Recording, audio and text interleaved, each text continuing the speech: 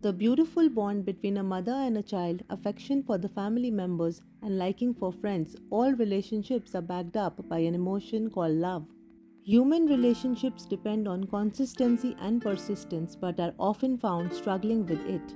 As ancient Indian scriptures declare, there is only one eternal common bond that all human beings share, whether knowingly or unknowingly, that is the one with the Supreme. No matter the ups and downs of life, one leans on the relationship with the Supreme, being in gratitude or prayer.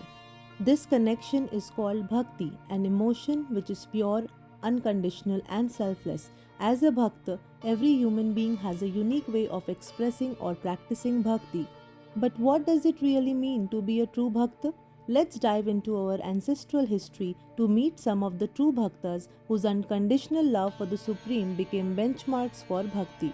There are certain traits that are prevalent in all those who are engaged in bhakti. However, the Shandilya Bhakti Sutra specifies certain external indicators. These indicators aid in inferring the maturity of one's bhakti. Let us learn what those traits are. Sammanah or respect. No matter what the situation be, Arjun never failed to bow down in front of Krishna owing to his pure respect towards him. Bahumanah or high esteem. It is mentioned in the Narsimha Purana that Raja Ikshvaku had high admiration even towards the cloud which was of the same color as Krishna. This showed his intense love for Krishna.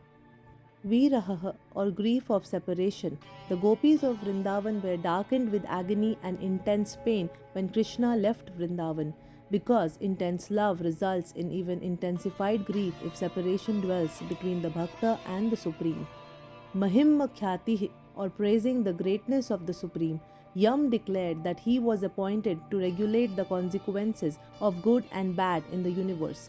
But he who obeys Hari is independent of him, for Vishnu is the power governing and controlling him. Tadarth pran sthiti or holding on to life for sake of the Supreme. Hanuman was an ardent devotee of Ram and had declared that as long as the story of Ram prevails, he shall continue to exist in his service. So, the maturity of one's bhakti not only reflects in qualities like respect and admiration, it also encompasses the grief of separation from the Supreme and involves praise of the Supreme, offering one's life in service of the Supreme.